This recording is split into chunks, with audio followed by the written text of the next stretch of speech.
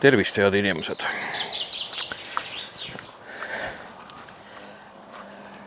Suve saabudes taas tõmmata inimesed käivad oluliselt rohkem väljas looduses. Ja ka mina nii-öelda isikuna olen saanud siis küsimusi, on kirjutatud ka nii-öelda minu pere blogis Pesakond Jürgensonid, et kuidas meie pere nii-öelda looduses siis mingeid asju teeb, millist varustust nii-öelda kasutab, et erinevaid küsimusi on tulnud ja kuidas me ühte või teist või kolmandat mingit olukorda lahendame ja mismoodi, mis vahenditega ja nii edasi. Ja ma olen üritanud nüüd nagu personaalselt vastata, mul abikaasa Sindi on üritanud vastata, aga neid küsimusi järjest tuleb ja siis mõtlesime teakene küll, et kõige toredam on ju niimoodi, et kuna kipuvad olema sellised korduma kippuvad küsimused, et siis vastame siis sotsiaalmeedia vahendusel. Teeme mõned võib-olla sellised väikene nagu õpetlikud nõuande videod ja inimesed saavad nii-öelda videot vaadata ja siis saavad nii-öelda seda meie kogemust nagu oma ellu ka rakendada. Ja üks teema, mida ma mõtlesin, millest ma alustan, et on siis sääsed ja puugid, et kuidas meie nii-öelda nendega hakkama saame. Et loomulikult me oleme ise puukide vastu vaktsineeritud, meie lapsed on puukide vastu vaktsineeritud, et seda nii-öelda puukentsefaliidi riski tahaks nagu kindlasti maandada. Et see on ikkagi ränk haigus, mõni saab sellega väga kurjasti pihta, mõnel läheb õnneks ja nii edasi. Et parem on ikkagi nagu hoita kui hoiata. Aga mis siis puukide vastu aitab? Näiteks tänagi mul oli situatsioon, kus ma tundsin selja peal nagu sellisest kerget kõdi ja pannes käe nii-öelda särgi alla jäi mul küüne alla siis puuk, kes ronis ja otsis omale nii-öelda kohta. Et sain ta kätte ja siis nii-öelda grammateerisin ilusti ära. Aga üks lihtsamaid viise, kuidas nii-öelda puugid nagu endast eemal hoida praegusel ajal on, mida mina olen päris palju kasutanud, on küüslaugu küün. Ja ma eelistan kasutada naturaalseid asju või jätta üldse kasutamata mingisugused tõrjevahendid. On nad siis puugid, sääsed, mis iganes. Et kõik need igasugused tõrjevahendid on tegelikult üsna arvestatavad mürgid.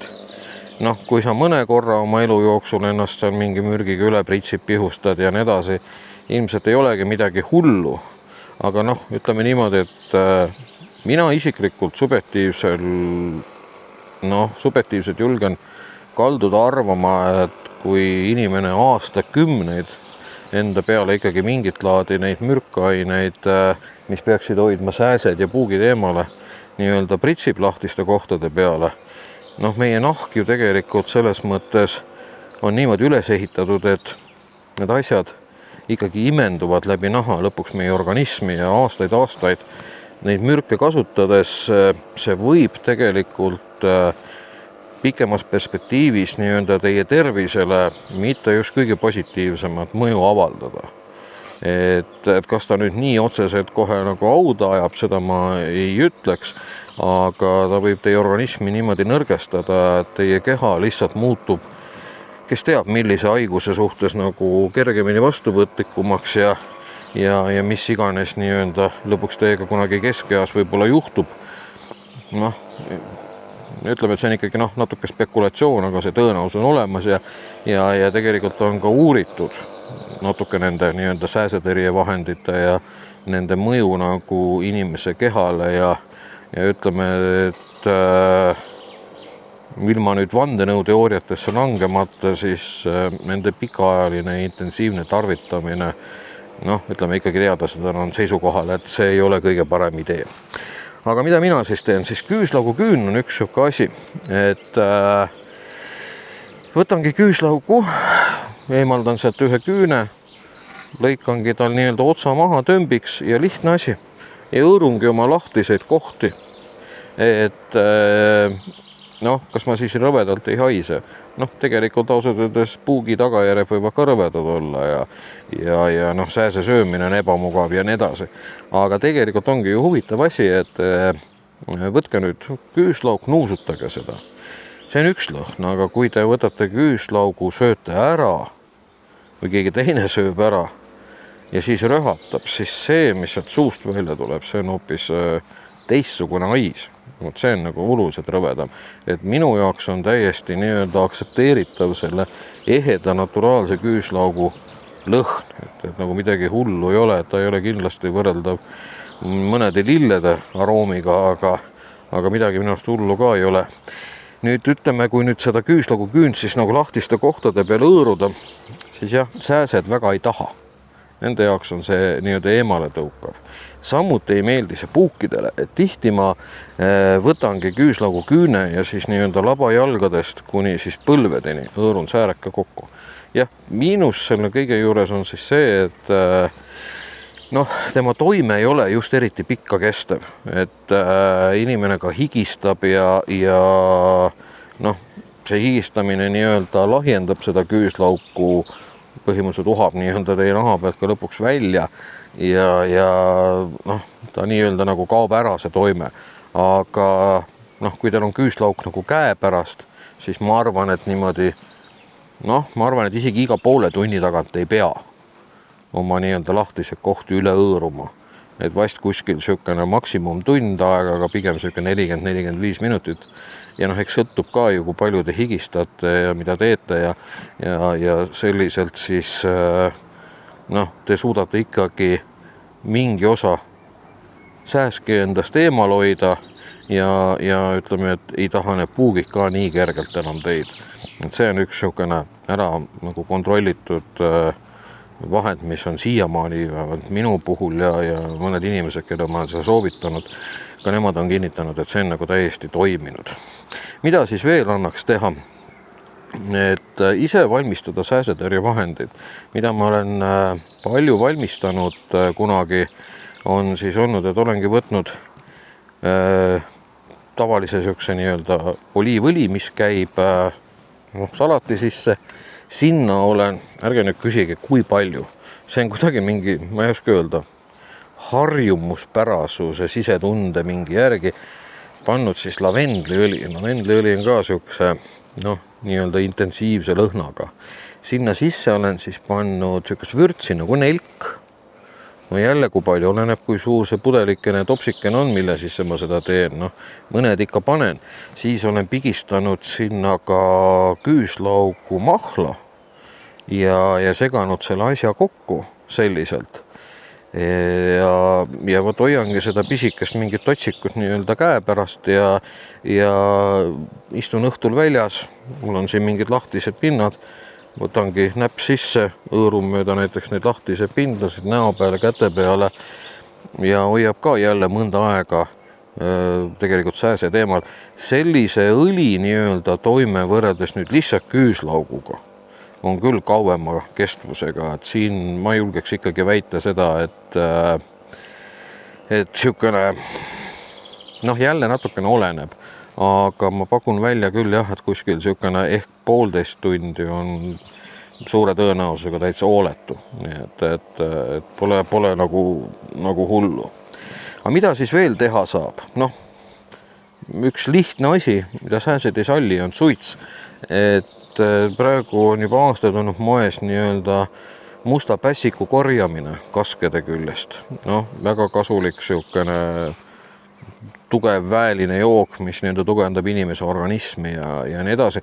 Teine asi on see, et samad pässikud saab kenasti kasutada ka sääsetõrjevahendina, kui ta panna näiteks mingi leeklambiga, korraks on vaja sükest nagu pigem intensiivsemat suitsu või tuld, et teha tas nagu mingid tükid, sükene mitte lausa puru, pigem väiksed tükid, ja panna nad, mina olen tihti kasutanud näiteks vana purgikaant siia peale ja hõõguma ja see tossab.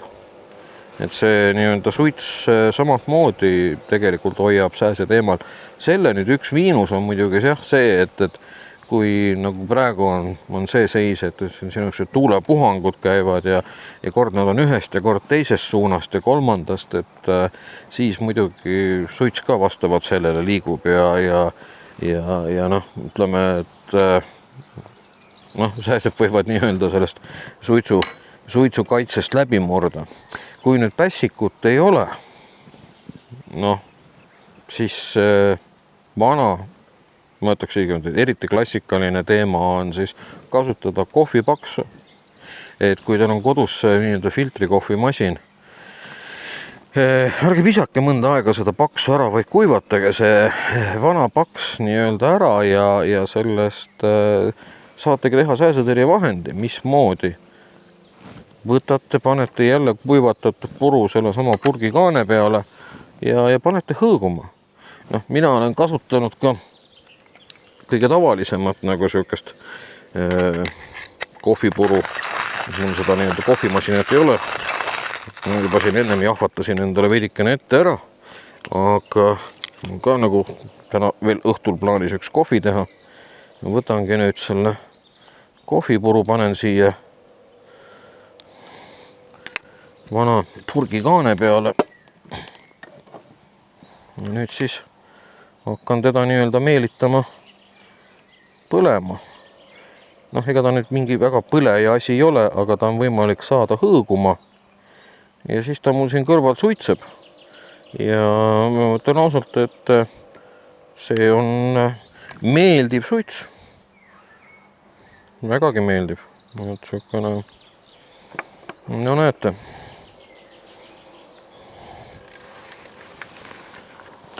Tulen korraks lähemale.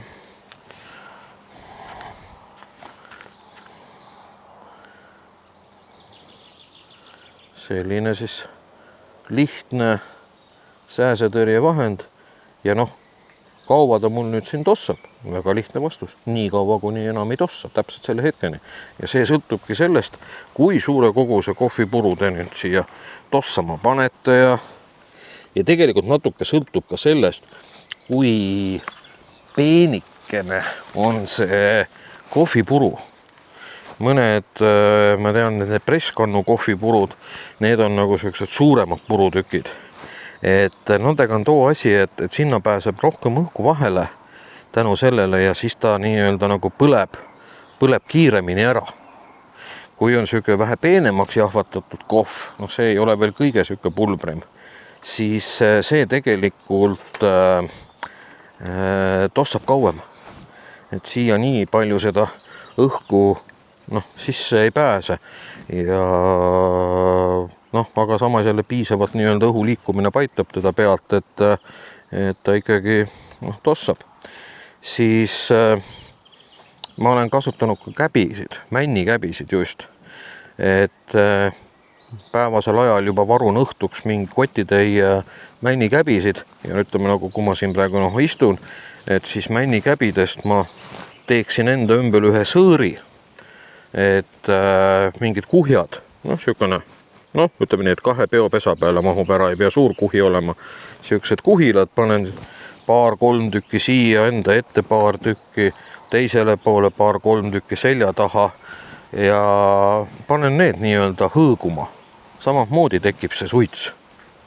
Ja see ei ole nagu selles mõttes absoluutne kaitse sääskede eest, aga ta on ikkagi selline asi, et kui sa nüüd siin sees istud ja vahepeal mõne sääse maha lööd, mine nüüd sellest nii-öelda õõguvate käbide sõõrist nagu välja ja siis sa saad aru tegelikult, et see käbisõõr tegelikult oli efektiivne, et ta nagu kaitses ikkagi päris kenasti. Siis kuna mina näiteks tihti söögi tegemiseks ja vee keetmiseks kasutan ise sellist nii-öelda lahendust, mida kutsutakse siis risupõletiks, risukaks, siis tegelikult sellega on ka selline vahva asi, et kui tahad, mis iganes, näiteks mul on plaanis täna kohvi juua, kohe panen ta nii-öelda siin tööle. Natuke tuuline meil siin.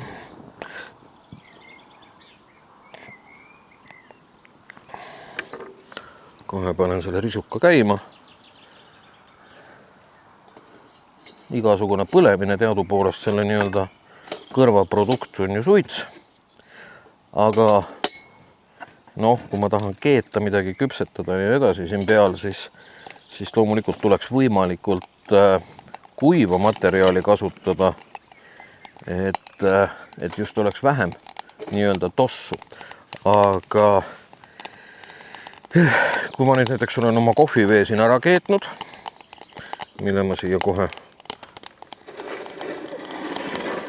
peale panen, siis tasuks nii-öelda eelnevalt varuda võib-olla näiteks mingeid tooreid puuoksi. Ja neid tooreid puuoksi siis selle risuka sees põletada koos kuivade selliste puupilbastega. Noh, praegu nüüd ütleme, ta on alles süttimas, ta ütleme jah, tossab ikka päris selliselt efektiivselt, et noh, ütleme nii, et praegu ma olen isegi olukorras, kus on hea küsida, et kumba jama ma rohkem eelistan, et mul on valida ainult kahe halva variandi vahel, kas hingata sisse seda suitsu või lasta sääskidel ennast pureda.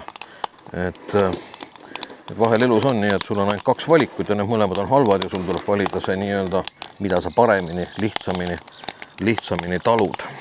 Ja ehk ma võib-olla näitan seda risupõletit teile korra ehk lähemalt ka, toon kaamera siia juurde.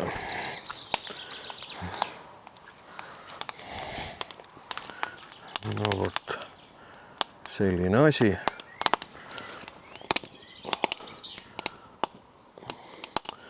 Et kui enda läheduses seda asja nii-öelda põletada, samalt moodi tekib siis suits, mis päris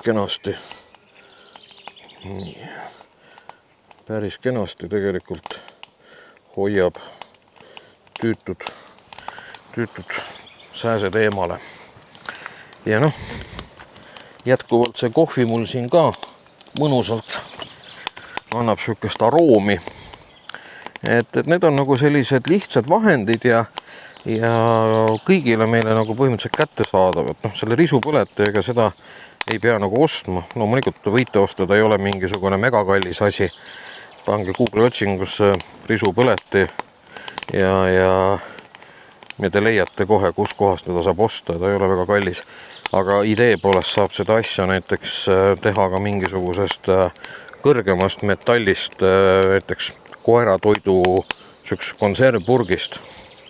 Ja sinu toru on täis neid õpetusi, kuidas neid ise teha. Et see ei ole nagu üldse nagu mitte midagi keerulist. Aga ega mul siin praegu ma nagu ei näegi põhjust ja vajadust rohkem mingisuguseks targutamiseks, et ma jään nüüd ootama, kuni mul vesi keema läheb. See ilmselt sellist laadi pliidiga võtab aega veel 4-5 minutit ja jään siis siin õhtust kohvi nautima ja mingi hetk teen üles lõkke. Rääkides sellest, et kui lõket teha, lõkke ju samad moodi tegelikult hoiab sääski eemal, aga sellises lõkkesse, mis te tahaksite, et näiteks hoiaks sääski eemal, vaadake enda ümbritsevat loodust, kas te leiate puu pealt mingisuguseid suvakaid puuseeni.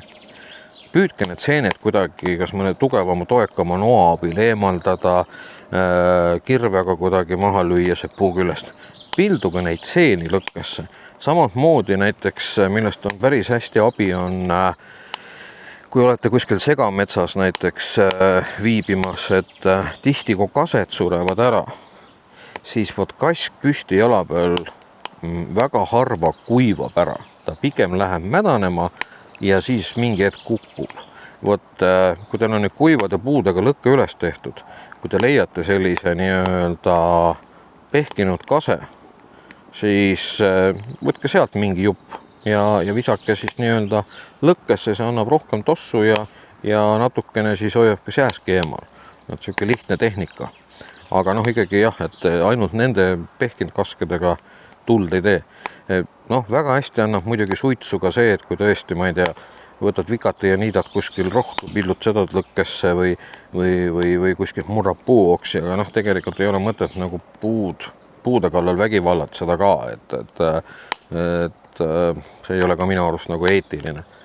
Aga kui näiteks on, ma ei tea, peale mingit tormi mingisugune puu kuskil murdunud, ütleme lehtpuu, noh, tema saatus on nagunii põhimõtteliselt neid mädaneda, eks siis võtke saag, lõigake sealt neid tooreid oksi, juppe küljest pilduge nii-öelda toorest puitu lõkkesse kuiva puuga segamini, lõkke hakkab rohkem tossama, jah, eks tuleb ilmselt vaadata, kuidas nüüd lõkke ääres istuda nii, et see toss ennast segama ei hakkaks või võimalikult vähe segaks, aga see hoiab igal juhul natukenegi mingi osa sääski eemal. Nii et sellised väiksed tagasihoidlikud nõuanded ja kui mingit laadi küsimusi on, mida nii-öelda nagu tahaksite teada, kuidas looduses viibimist muuta komfortsemaks enda jaoks, siis mis siis ikka, sotsiaalmeedias saab reeglina mingeid kommentaare kirjutada ja pange oma küsimused sinna teele, nii et kommentaariumisse ja alati võib ju siis Pesakond Jürgensonid Messengeri kirjutada, minu isikliku Messengeri ja nii edasi, nii et eks jõudumööda anname nõu, räägime, mida teame ja mida ise oleme praktiseerinud. No nii, veel lõpukaader siis tossavast kohvist. Nii. Nüüd te nägite, kui mustad mu küünealused on. Aga noh, see on paratamatus, kui õues oled, siis ei saagi seda eeldada, et nad väga puhtad peaksid olema. Vot nii, kui enne mina ei kuule, siis kindlasti järgmine kord.